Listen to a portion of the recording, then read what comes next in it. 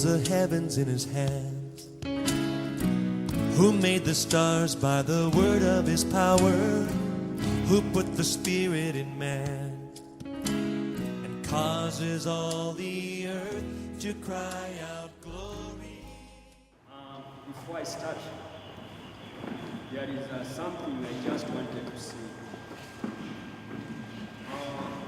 When God started his work in the Garden of Eden, there were two men who were to stand between the truth and error. One was Abel, the other one was Cain. And remember when Cain gave the sacrifice which was not accepted by Lord, and Abel gave the sacrifice which was accepted by God. Cain was bitter in his heart, and when he was bitter, he told Abel, let's go into the field. And when they went into the field, what happened? He killed who? He killed his brother. And remember, just as it was in the book of 1 Corinthians chapter 10, verse number 6, and number 11, the Bible says that history will repeat itself. And again also in the book of Ecclesiastes chapter 1, verse number 9, the Bible is very clear that history must repeat itself. We are at the end of the ages, and we need to understand that when God has called us, he has called us to be apart and peculiar from the world. I was looking at the book Medical Ministry. If you go to page 62 and page 84, you'll understand why it's been called as ministries. What I want to say is this, friends. We need to stand apart. We don't need to be recounted among the nations. The Bible is very clear, and God has been speaking from the beginning. If you have followed the history of this church, sometimes it's very sad. I remember in the time of Alexander the Great, when he was conquering the world. That time Jada was the high priest in Jerusalem. And those who have followed about that history, we know what happened later. Again in the year 1930, 1925, when a crisis came in the Seventh-day Adventist Church. Ellen White, before her death, the last man to share with was called John Baden.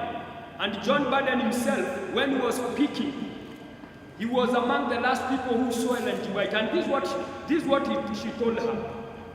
God has allowed me to sleep before my days, so I will not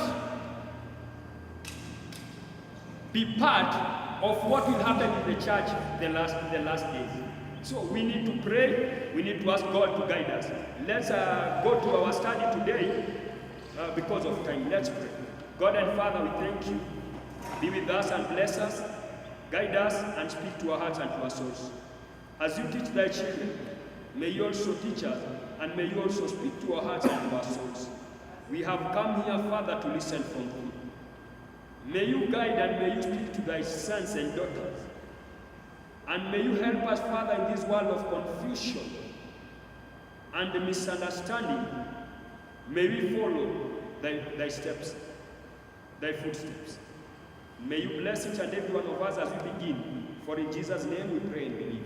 Amen. Today I want to speak about medical missionary and health reform.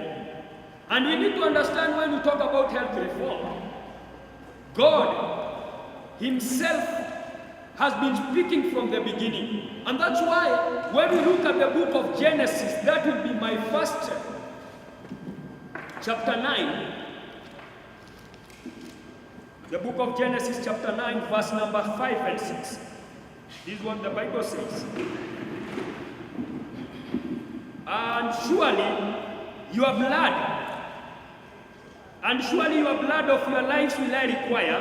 At the hand of every beast will I require it. And at the hand of man, at the hand of every man's brother, will I require the life of a man. Now, we are coming to realize that when God was speaking, He is very clear and particular concerning the blood of each and every man and the blood of each and every animal. And that's why when we kill the beast, any beast, what happens? God will require the blood of that beast from us. And that's why when God was speaking, He wanted us to understand that we have been called. Over every plate of flesh meat, these words of God can truly be placed. Surely your blood of your lives will I require, at the hand of every beast will I require. God has never forgotten to avenge the blood of animals slain for food. He uses various agencies to fulfill His word, as cancers, tumors, ulcers, consumption.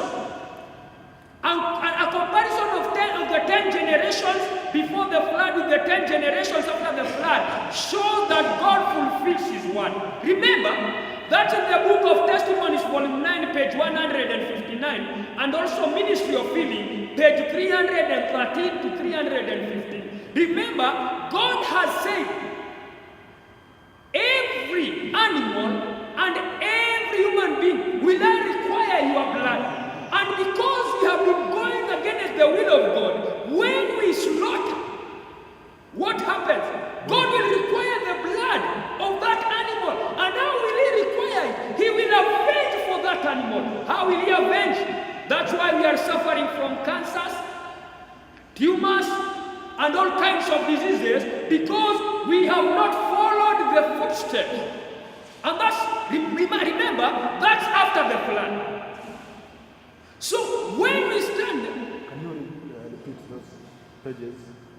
Testimonies, volume 9, page 159, Ministry of Healing, page 313 to 315. So we will see that God is using different agencies to bring revenge to what He has created. And remember, we need to understand that before the flood, people were living many, many years. Adam lived 930 years, Seth 912, Enos 905, Cain 910, Mahalalel 895, Jared 962, Enoch 365, Methuselah 969, Lamech 777, and Noah 950. But after the flood, we see that Shem is living 600 years, 438 for Arphaxad, 433 for Salah, Eber 464, Peleg 239, and Reu 239. Again we see Seru 230, Nahor 148, Terah 205, and Abraham 175. You see there is a difference, there is a very wide gap between those people who lived before the flood and those who lived after the flood. And remember, it is because God has been avenging for the death of His creation. That's why when we talk about health reform, each and every medical missionary who is living and who is existing must be a medical missionary, true in deed and in character. Friends, we can't follow two different ways. And remember, from the time of Eden until now, there has been two voices which has been speaking. Remember, God, when He was speaking in the book of Genesis chapter 2 verse 17, He says, you shall surely die. And when God is saying you shall surely die, again the devil is coming and saying, you shall not surely die. And that's the lie which is going until today, that God has said so. But remember, when God is speaking to the human being, He knows that there must be another voice which will come. And that's why we need to understand So, as long as we are still existing and alive, no other 10th generation lived 20 years longer than Adam. The 8th generation lived 39 years longer than Adam. Shem was brought up on a vegetarian diet and lived to a fair age. But the 2nd generation after the flood dropped to 438 years. And the 8th generation, instead of being the longest as before the flood, was the shortest, only 148 years. The book is Testimonies, volume 9, page 156. Friends, the only problem we have, remember Noah, after eating flesh, he became drunk. And that's why we need to understand at what time we are living, in which generation we are living, because the time is up and Christ is speaking again to the last generation of his people who will stand in this last day for the purpose of speaking and proclaiming the message according to the way it is. And remember, when we look at our lives and our days, we need to know that God has been speaking and God has been guiding his people because he is the one who has been leading his people in the truth. There are so many voices today. And you know, I always tell people, it is better you eat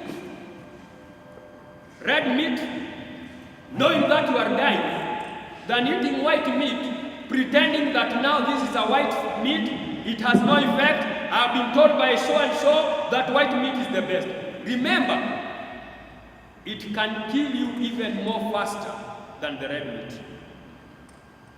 And if you are truly a vegetarian, if you have to stand in the place of God, you need to understand what God has brought from the beginning. And that's why when we look at our experiences now and the experiences of God's people before, we need to understand that there must be a demarcation between the world and God's people. Health reform is the way to go. And sometimes we just look at it and say, now, God has given an alternative. God was just guiding and speaking to his people in case. And that's why those who are preparing for translation, and that's why from the word go, when I started, I've been speaking, and very clearly I want to say it again. The purpose of the medical missionary is to prepare people for the coming crisis. Amen. What will you do when the hospital will be closed?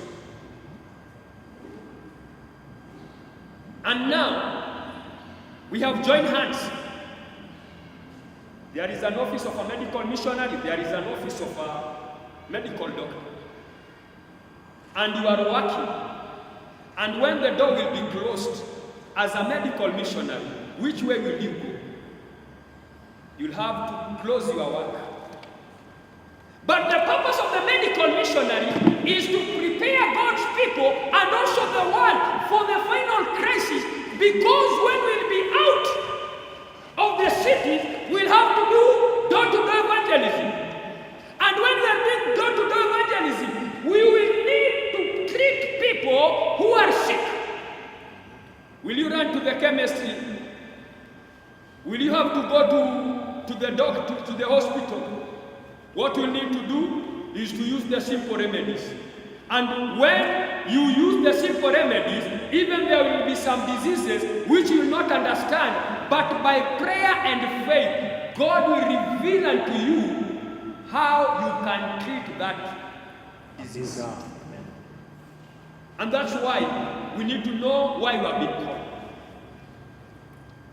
Friends, if you make a mistake in this hour, God will not allow his work to go down, but what he will do, he will take away some people out of his work because there will be obstacles.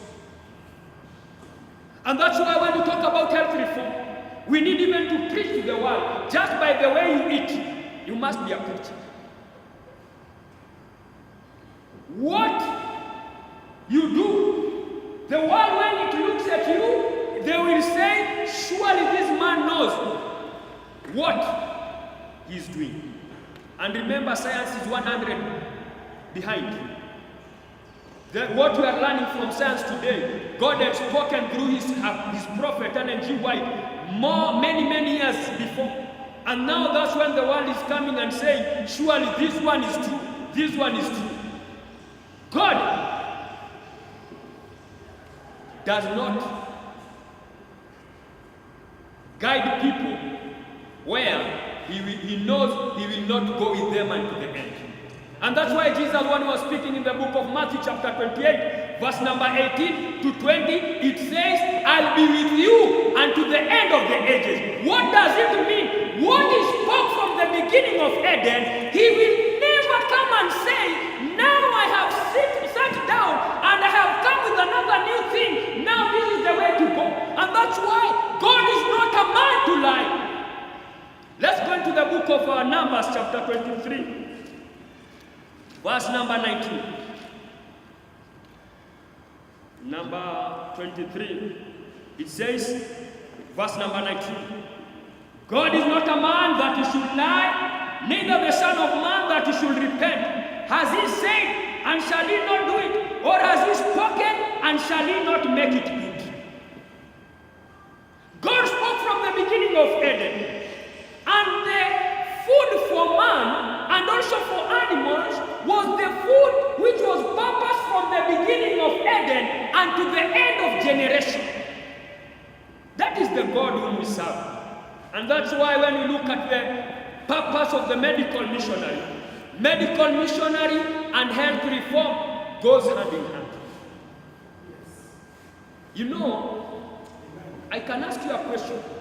When the children of Israel were leaving Egypt, where were they going? Hello? Where were the children of Israel going? Which Canaan? The promised land, where was it? It was not the earthly Canaan, but it was the heavenly Canaan. And that's why, go with me in the book of Genesis. Hebrews chapter 11. And you see what was happening there. Hebrews chapter 11, I start from verse number 8, first with Abraham.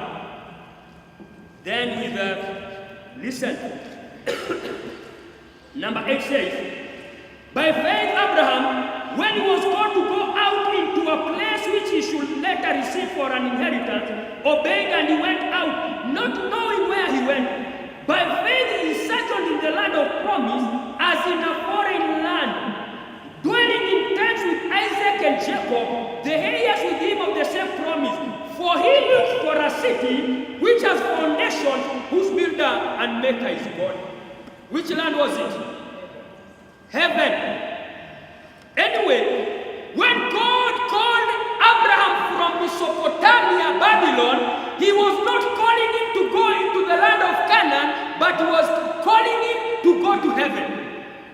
Amen. That's what the Bible says. Amen. And that's the promise. Again, remember, in verse number 13, this is what it says. The same book. These all died in faith, not having received the promises, but having seen them afar off, and were persuaded of them, and embraced them, and confessed that they were strangers and exiles from the earth. When the Israelites were leaving Egypt, friends, they were not going to Canaan. And that's why they sojourned for 40 good years in the land. Instead of them going to heaven, they all died. And remember, if they were going to Canaan, the earthly Canaan, Joseph would have not told them to carry his bones. And that's why Joseph, in the book of chapter 49, Genesis, as he's coming to die, verse number 25, let's go there and we see what the Bible is speaking about. Chapter 49, verse number chapter 50, those who are written from 49, chapter 50, verse number 24, it says, and Joseph said to his brothers, I die, and God will surely visit you and bring you out of this land and to the land which he swore to Abraham, to Isaac, and to Jacob. And Joseph took an oath of the children of Israel, saying, God will surely visit you, and you shall carry up my bonds from here. Remember, when Joseph was dying, he knew that God will visit his people. And if God will visit his people, then they shall carry his bonds. To where? Not to the earthly Canaan. If it would have been the earthly Canaan, there would have been no use of them, of him telling them, because Joseph himself was a great man in Egypt. He would have been buried in those monuments, just like Pharaoh. But Joseph knew one thing. God was coming to take his people, not to the earthly Canaan, but to the heavenly Canaan. And if it would have been the heavenly Canaan, he wanted them to assure him that when they will be living, they will carry his bonds, so that as they go to heaven, God will resurrect him on his way to heaven, and that's when, because it was a promise to go to heaven, he will be among the people who have been promised, and that is what we call faith. Remember, for 40 years, the bonds of Joseph was a rebuke to the children of Israel. If Moses was going to the earthly Canaan, he would have refused because of only one thing. He was the next of king. He was the next Pharaoh of Egypt. He would have just told the Israelites, just allow me, because now Pharaoh is more than 80 years. And because he's 80 years, I'm the next king. Just let me take that mantle, and then I'll make your life easy here. But when Moses realized that the children of Israel were not going to this earthly Canaan, he decided to follow them, not because he knew they were going to this earthly Canaan. Moses was on his way to heaven. And that's why the patriarchs and prophets says very clearly that God was to take Moses was to go to Canaan and then be translated to heaven without seeing death. Again, the Bible is very clear. When they were traveling, what kind of food were they eating? Manna. Who was providing manna? Let's go into the book of Psalms chapter 78. Psalms number 78. Verse number 27. This is what it says. Let's start from verse number 25. Man did angels food, he sent them food to the full. He caused an east wind to blow in the heaven, and by his own power he brought in the south wind. He rained meat also upon them as dust, and feathered falls as the sand of the sea. And he left it fall in the midst of their camp, round about their habitation. They did eat, and were filled, for he gave them their own desire. They were not separated from their desires, but while their food was yet in their mouth, the wrath of God came upon them and slew the strongest of them and struck down the chosen men of Israel. Friends, remember, health reform was in the wilderness. And the purpose of God giving them health reform, he was preparing them for the food which they were to eat while on their way. Preparation before they get to heaven, it was a food, plant-based food. But what did they ask? The flesh pots of Egypt. And remember, from that time onwards, God decided to do away with that generation. Health reform is connected with God's work from generation to generation. And that's why they all fell down in the wilderness, because they refused health reform. And health reform was part and parcel of the third angel's message. In our days, it is the message which God's people must stand. Health reform. We can't take away health reform. What we eat, how we dress. It is the message of the third angel.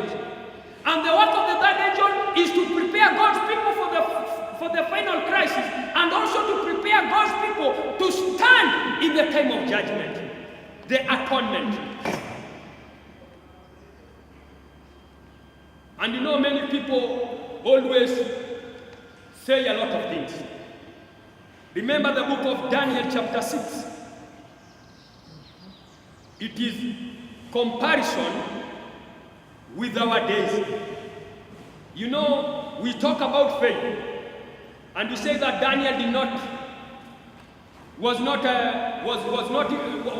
eaten by the lions because God was with him. Yes, God was with him, but also because he followed the precepts and God's commandment, health reform, among them.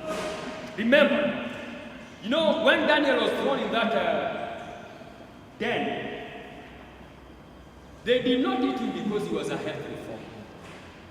And that's why when we talk about the book of Daniel chapter 6 and the last days, those who are preparing, and that's why we are saying that after the Sunday law is passed in America, God's people will have to go where? Into the country. And after the country, then we have to go to the mountains and to the hills and to the wilderness. What are you going to live with there? Animals. They are lions or those carnivores. But remember one thing. Only those who will be health reformers will be able to live with those animals. They're not be smelling blood. Daniel was not smelling blood in that dungeon. And that's why people say now, you know, these lions were overfed. They did not, they had eaten. And that's when Darius said, let's take an example with you people. When they were thrown there, the Bible says they could not even reach down before the lions ate them. Friends, health reform is a question in this church and also in the world. Now the world is the one which is teaching us about healthy living. When this message, I was reading somewhere from one of the testimonies, and it says the world will take this message and it will run away with you because you have refused to accept this message. And that's why the Israelites will not go to heaven, because they have refused to heaven. That's why God had to bring another church, another generation of people. Remember, the church in the wilderness and the church in the last days had the same message, the same characteristics of a prophet. Ellen G. White and Moses have the same characteristics. Moses was called while the church was in Egypt. Ellen G. White was called while the church was in Egypt. The church was not worshiping on Sabbath; they were worshiping on the other day. When Moses is being called, he was to guide God's people to Canaan and then to heaven, but he died in the wilderness on Mount Nebo. Ellen G. White was to guide and lead this church unto the last generation. Until now, he was to go to heaven alive without tasting death. But what happened? When the message was refused, she had to sleep, and she confessed.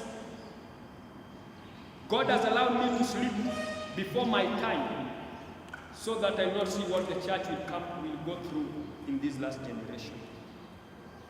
Health reform is an issue also in the church and also outside. And there must be two groups.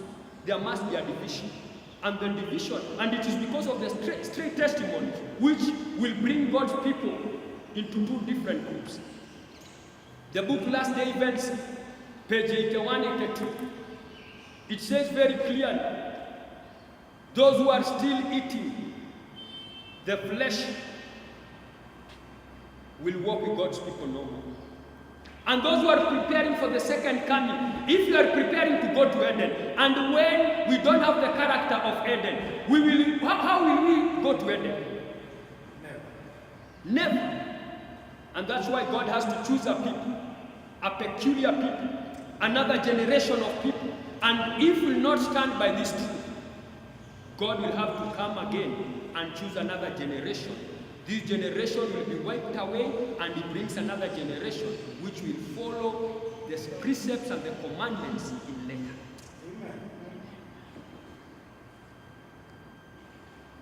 God's creation in the book of Romans chapter number 8, verse number 21. This is what the Bible says. 8, verse number 21 and 22. I read. Because the creation itself also shall be delivered from the bondage of creation, of corruption, into the glorious liberty of the children of God. For we know that the whole creation groans and travails in pain together until now. Why is the creation groaning? Because of the deliverance of who? You know, for you to exist, something must die. Unajua ile marago unakula lazima ikufe wewe uishi. Mind unakula lazima ikufe uishi. The creation is growing. And I want to ask you a question, just a simple question. When you have a cow, well, let me not go far. You are a woman. I know men cannot understand this science. You are a woman. You are breastfeeding. And you have another, you are also pregnant. How does it happen? Sijama mnanipata, uko mjamzito na unanyonyesha mtoto. Hiyo experience ikwaje? Wanawake, ni kitu ambacho ni rahisi sana unafurahia. Why? Inachokesha, tena inaumiza. And that's the same. Remember, now you have a cow kwa boma yako. Hiyo ng'ombe iko na mimba na bado mwanadamu inakamuliwa, yani inanyonyesha. Na hiyo maziwa sio mtoto wake anaenda kukunywa. Ni mwingine ambaye hata hafai. Huyo mnyama anasikia vipi? And that's why the Bible says the whole creation is groaning because of the redemption of the rest. You know, that's why even if you don't want to go to heaven, the animal kingdom, the creation of God want to rest from the misuse of human beings. And that's why those who are preparing for translation, there is only one assurance. We must follow God's commandments and precepts. I want to read from this book. And this is where the danger lies. It is because we have been having leaders who don't believe in health reform. They don't believe in medical missionary. That's why the church is still in the wilderness. For 40 years, symbolic. Page Testimonies, volume 6. Page 370. Let me start from 371. Then I go to 377. Testimonies, volume 6, page 371. Then I go to volume 6, to 377. It says, the Lord does not now want to bring many souls into the truth because of the church members who have never been converted and those who were once converted but who are backslidden. What influence will these unconsecrated members have on new converts? Will they not make of no effect the God-given message which His people are to bear? It is the health message. Go and read that chapter. It is talking about a revival in health reform. And this is what it says. The subject of health reform has been presented in the churches, but the light has not been heartily received. The selfish, health-destroying indulgences of men and women have counteracted the influence of the message that is to prepare people for the great day of the Lord. What is the purpose of medical missionary? And what is the devil doing to counteract the preparation of the great day? Through health reform. And that's why we are in danger. And that's why we are even having a lot of meetings, evangelism, crusades, but people are not coming to the church because God will not allow them. If He allows them to come now, they'll get lost forever. Because we don't believe in our message. Page 378 is what it says. No, Page 378, the same book, volume 6. No man should be set apart as a teacher of the people, while his own teaching or example contradicts the testimony God has given his servants to bear in regard to diet. For this will bring confusion, his disregard of health reform, and fits him to stand as the Lord's message. Amen. It doesn't matter he's a pastor, it doesn't matter he's a church elder, it doesn't matter he's a departmental leader. If he doesn't believe in health reform, that man is not supposed to lead God's people. And the pen of inspiration is clear. And that's what the Bible says. No more, no less, no else. When we talk about God's message, we need to understand it doesn't matter who you are. You need to follow God's way or man's way. Amen. And that's why we have a problem. You know Moses, when he was called, God called him, and then there appeared some other people called Korah and Dathan. You know the problem with the Israelites, just as it is the problem with us today. You know, Moses, Dathan, Korah, and they were very learned. Yes, they were very learned. And that's why when God was called, when God was speaking to the Israelites, and he tells them that this is the direction. And you know those men were very learned. And they have learned. And that's why we are being told we need to unlearn and to learn. They were telling the Israelites, no, what the star is saying is that this is the way. And surely because they were learned in that thing, the Israelites were looking and saying, now, between Moses and Korah, who has studied about the air? And they said, Korah and Dathan. Then these are the people who are guiding us on the right way. And that's why many perished. Again in the book Medical Ministry, page 237, as I prepare to wind up. Medical Ministry, page 238, sorry. This is what the pen of inspiration says. Hi. The last paragraph. All through this country, a work must be done that has not yet been done. The medical missionary work must be recognized. Those who go forth to engage in the work of the ministry must be intelligent upon the subject of health reform. Those men who after many years' experience have yet no appreciation of the medical missionary work should not be appointed to preside over our churches. They are not walking in the light of present truth for this time.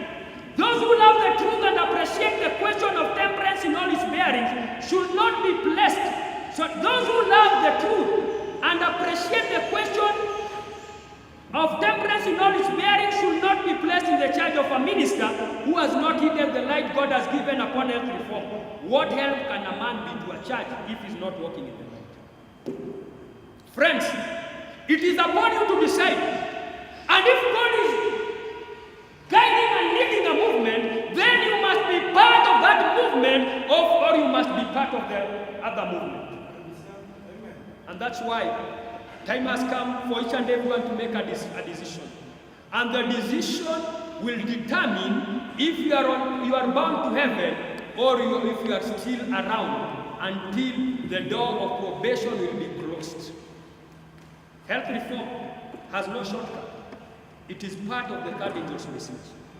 And the part of the third angel's message, you know, it will be very painful. You know, we are preaching to the world that when Jesus will come, that's when God's people will be done what? Will resurrect those who have slept. But when it comes to insight, when are God's people resurrected? Just prior to the second coming of Christ. Everyone who has lived and believed in the message of the third angel, if he sleeps today, he will not resurrect when Christ will come. He will resurrect before Christ comes. And if you will not resurrect at that time, don't expect to resurrect in the first resurrection. Your resurrection will come at the second resurrection. And that's the danger of every person who have lived in the third angel's message. The first resurrection is for the people who died before the third angel's message. And when is the third angel's message coming into existence? Although it started in 1844, but it was until 1845 when the first Adventist believed the Seventh-day Adventist message, and he becomes a Sabbath keeper, and it was Joseph Bates. From that time until now, those who have believed in the third angel's message, those who have been Sabbatarians, they not resurrect in the first resurrection. They resurrect in the special resurrection or the second resurrection. It is upon you to decide. And remember, health reform is part of the third angel. Where do you stand? Go and read the book of Last Day Events, page 271. Because there are two groups of people who are resurrected. The first is a group which pierced him and who killed him. And also in every generation, people who have been obstacles in God's word. And the second group are the people who have died in the message of the third angel. And those are the groups of people who resurrect. And that's why if you are part of that, if you believe the third angel's message, God will bring you to life. But if not, you'll wait until the second resurrection. And that's why the third angel's message and the health reform goes hand in hand. We can't separate the two, but we want to separate. There is a book, The Joy of Being a Vegetarian. And when I was looking at this book, it says very clearly that, let me just read the first paragraph. Where is it?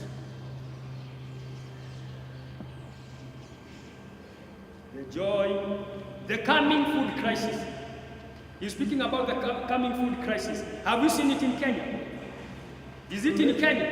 And it is coming all over the world. This is what it says. Man is faced with a global food crisis as a result of the population explosion and an energy crisis. Ecologists and other scientists tell us that imminent famine could kill millions of people in some parts of the world. But one thing is certain, as more and more people come into this world and more countries suffer from an energy crunch, less and less food will be available. Man's history on Earth has been a continuous struggle between his number and his food supply. The world's population today, that was around 1974, is about around 4 billion and is increasing at the rate of 200,000 per day, but now we are already 7 billion. And this is what it says. Page 78. The Green Revolution, which only a few years ago brought hope of agriculture self-sufficiency to India and other countries of Asia, has already lost much of its promise. The increase in oil prices has nearly trebled the cost of nitrogen fertilizers and of fuel for irrigation pumps upon which the crops of barley, rice, and wheat rely. Hundreds of thousands of Asian small farmers who once enthusiastically sowed their fields with the Green Revolution's hybrid strains are now reverting to more traditional methods of cultivation. The harvests are smaller but much less dependent on fertilizers, pesticides, and irrigation. The fertilizer shortage, precipitated by the high price of fuel and fuel shortage, will likely continue indefinitely according to World Fertilizer Authority, Dr. Raymond Ewell. Meat eating is wasteful. Until the recent energy crisis burst upon us, very few people realized the close relationship between the energy expenditure of agriculture and the food energy derived therefrom. One knowledgeable authority of this relationship was George Bogstrom, world-renowned food scientist of Michigan State University. One of Bogstrom's favorite examples of the food and energy relationship is in an Iowa soybean field. This is the way he describes it. If you take this Iowa field and you are literally to pull the oil you used in all those tractors and other machinery, and you pull the oil from the soybeans you are harvesting, then do you know what the ratio of the oil pool is? It's 3-to-1. You get less from oil harvest of the modern sun that you put in from the harvest of the ancient sun. In other words, the total energy consumed in putting food on the table exceeds the energy gained from the food. Go and look for this book. It is a book written from the Pacific Press Publishing Association. Friends, we are in a crisis. And the crisis is coming. And that's why yesterday I was speaking about country living. We will not succeed if we don't go to the country. We will not succeed if we are not health reformers. And as I wind, let me say this. You are in the city. Sunday law imetangazwa Amerika. Unahitaji usafiri kwenu, maybe ni Kisii, Nyeri, mahali popote unatoka. You know, hautaanza kutumia gari. When Sunday law itatangazwa watu wakiwa mijini, wale watakuwa mijini wataanza kufanya nini? Kutoka. And remember, already things are coming up. So imagine from here to Kisii, unapotembea na umezoea kunywa majani chai. Utakanyanga nini ufike Kikageni uanze kusema kichwa inauma. Kichwa inauma. Kichwa inauma. Urudi ufanya nini? Ukunywa majani chai. It is already too late for God's people. There are some things we don't need to argue. There are some things which are clear and open, that God is leading a movement, and that movement must follow God's voice. It is either the voice of God or the voice of man. If the voice of God, then the few will be there, because God does not guide the majority. He will always lead the few who are ready to follow the commandments and the precepts. And that's why when you look at the Seventh-day Adventist Church now, very few people will be saved. Going to the book of Judges chapter 7, you will see what happened. Amongst the 32,000, only 3,000. In the time of Noah, amongst the 7,000, only 8. And still we are saying, God will not allow all these people to get lost. That's the mind of Almighty. Remember the 144,000. It has been a controversy, but until just the other day, I was reading the book Last Day Events as I wind up, page 272, and it says 144,000 in number. What does it say? Is it a literal or a symbolic?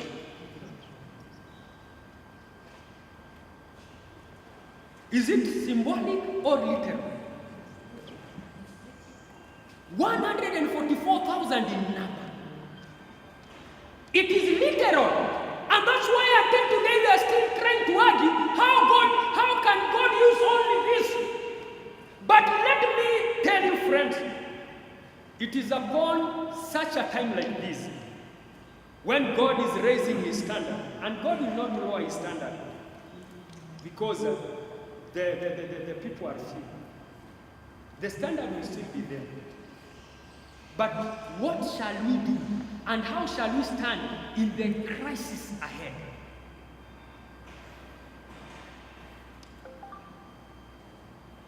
You remember what happened in the time of Elijah?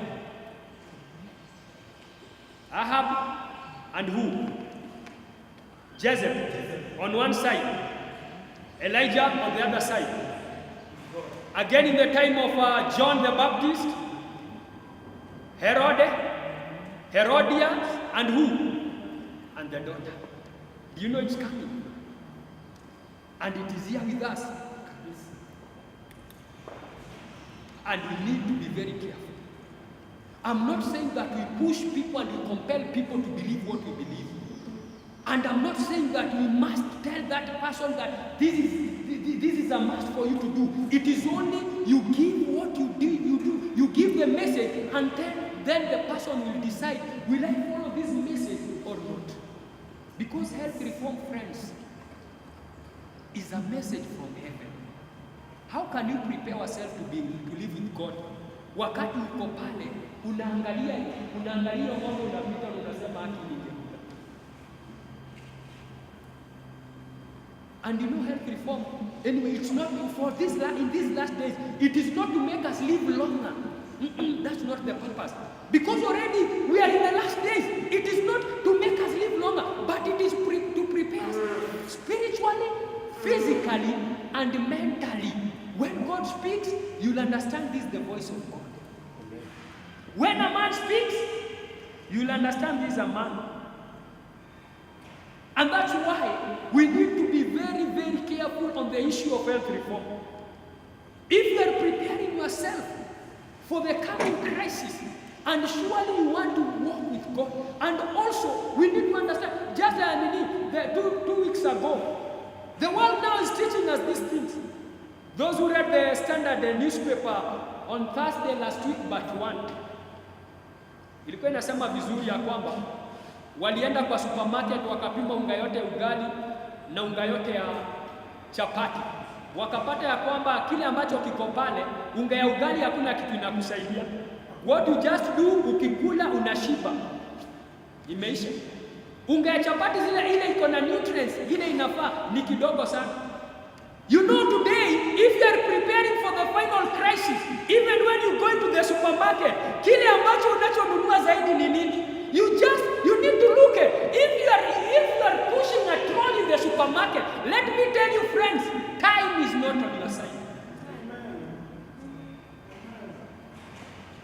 Na ndio maana ukiangalia sasa unaona hizi Kenya Construction Authority wanakuja wanachora manyumba X. Nyumba yako ukipata imechoro X inakwambia nini? Inafaa ibomolewe. Mtu anasukuma troli ya X unga ya supermarket, anasukuma na ametumia pesa kuinunua, alafu bado anaenda anapika na bado inawekwa kwa meza, and then you say let's pray for the food.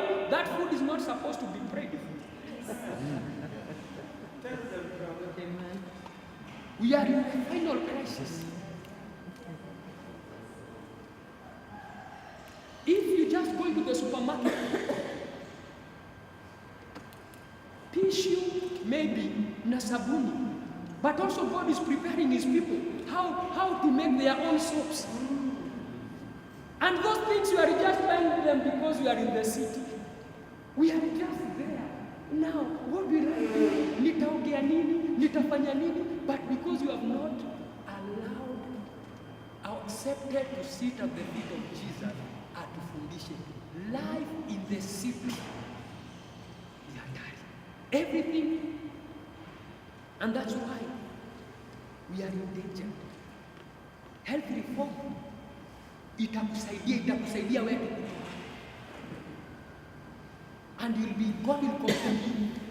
I remember the words of Martin Luther when he said, sometimes God does not guide me, God pushes me. You know, there are some people whom God is pushing from behind to accept and to believe. Why should you wait until that time comes?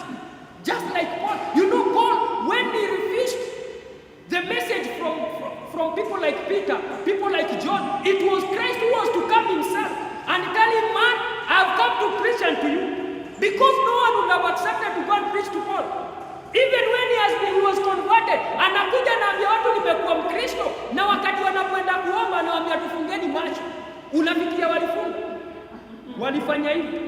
Kwa sababu alijua mtu kama alikuwa anatufanyia hivi tukiwa tunaona, na sasa tukifunga macho, they could not accept. And it was after his conversion, he didn't come again back to his full health. Macho yake ilikuwa na shida, miguu yake ilikuwa na shida, and that's what you wait until you are bedridden. That's now you say, God, please help me. You know, the president of the General Conference, one time, A.G. Daniels, when he was there, they had preached. He refused to accept the message of the spirit of prophecy until he was saying, I eat meat. Meat is not bad. That man, when he was bedridden, when he was dying on his bed, that's when he called people to come and pray for him. And he was dying of cancer.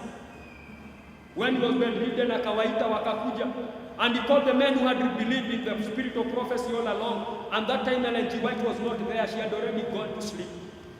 And he told them, "Please pray for me." Those men did not pray; they refused to pray for him. It is a grave danger when God is speaking, and there are so many voices coming from different sides. Which will you follow? The message is only from the Bible and the spirit of prophecy. If not from there, the rest. And that's why, friends, as I wind up, I want to tell you this is the message of God. Medical, missionary, and health reform are inseparable, like bone and flesh. If you separate them, There must be a death. And they have to go that way. You believe in health reform, believe in the medical missionary. You don't believe in health reform, don't believe in the medical missionary. Because you are taking people back to God. And when they go back to God, what diet will God give them? Even Jesus, when he was healing them, he used to tell them, go and sin no more. What has been bringing that sickness? Stop. And the health reform message is God's message. It is the message from heaven. And how I always pray that God, please help me. Teach me. Sometimes I even tell God, compel me to believe what you want me to believe. Because sometimes this is the message, but I'm very reluctant to follow that message. And that's why, friends, we need to stand. Daniel, Meshach, and Abednego, the book of Daniel itself, as they were taken to Babylon, what was the first message they preached? Health reform. When they preached health reform, chapter 3, Sunday what? Sunday law. Then after Sunday law, what happened before Sunday law? There was music. And that's why, because they could not stand on health reform, they could not understand the right music. Many worshipped the beast. And don't expect that time will come. You know, many people say now, when that time comes, I'll prepare myself. You'll not even know when that time comes. If you have not done the health reform. And that's why, because Nebuchadnezzar had been taught health reform, that's why even when they preached to him and he refused, what was in his table each and every day? What was Nebuchadnezzar eating? Could God preach unto him while he was still consuming that food? And that's why God is taking him into the wilderness. What did he eat for in 7 years in the wilderness? Plant-based what? And that's why the Bible says, after 7 years when he was there, when the 7 years had come to an end, when he lifted his head up, whom did he see? God. After eating plant-based food. That is Nebuchadnezzar. We can't understand about God when we are still in the flesh pots of Egypt. And that's why Nebuchadnezzar is the writer of Daniel chapter 4. Again in the book of Luke chapter 15, the prodigal son. What do you think he was taking in his father's house? Every kind of food. When he went, the Bible says he was just, because he had money, he could take everything, anything. And in verse number 17, the Bible says when he came back into his senses. What do you think he was consuming when he was with the pigs there? Plant-based what? And after eating the plant-based food, that's when now the Bible says he came back to his senses. Amen. You can't come back to our senses when you are indulging in the flesh pots of children. You'll never even understand about God. People will just preach, and you'll say now, that's not the message. We need to do ABCD. But until you want God to compel him, that young man, until now he's saying, I have sinned against God and against my father. He was going back to his father, a health reform. We can't succeed and we can't survive in these last days if we are not helped. May God help me. And let me tell you, we were not born with this one. We were born on the battlefield of Satan. People say and stand and say, now, we are the enemy of the devil. No one is the enemy of the devil. If we have been the enemies of the devil, and that's why Jesus, the seed of Abraham, in the book of Galatians chapter 3, verse number 15 and 16, it says, you and your seed, not seeds. Who's the seed of Abraham? Christ himself. And that's why Christ, when he comes, the land of heaven, the promise of heaven was promised to Abraham and his seed. So if it was Abraham and his seed, Christ is the one who is coming, and because he was the seed of Abraham, he lived in this world for a very short time. But then where did he go? To heaven, because that's where he belonged. If we will have been the enemies of the devil, the enemy of the serpent, we will not be here, we'll be in heaven, because this is not our land. This is Egypt, and if it is Egypt, then we don't belong here. But we are still fighting. We want to go back to Egypt. God is telling us we are in the wilderness. Egypt is the outer court. Country living is the holy place. Then heaven is the most holy place. And if we don't understand the plan of redemption in the sanctuary, you know the sanctuary message is very clear. How many types, how many parts is the body divided? 3. How many types was the sanctuary divided? 3. The first one, outer court. Where is the outer court in your body? Outside.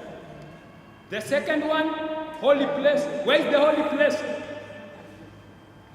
The third, the most holy place. Where is the most holy place? Was there flesh in the most holy place? What was in the most holy place? Let us reason about it. And if those who are walking with Christ in the most holy place, they must understand how they are supposed to live. It is a message which God has given unto us, and this is the message. The message of the second coming of Christ. We can't preach the third angel's message minus the health reform and the medical issue. May God help us. May He teach us. May He guide us. And because we are coming at the end of the ages, the preparation of God's people, those who are still waiting for Christ, they must understand why they are being called and why they have to stand true to their calling. May God help and bless us. Amen.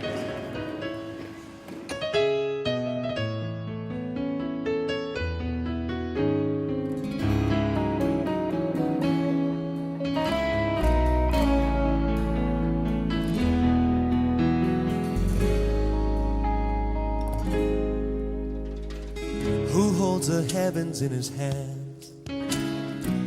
Who made the stars by the word of his power? Who put the spirit in man and causes all the earth to cry out?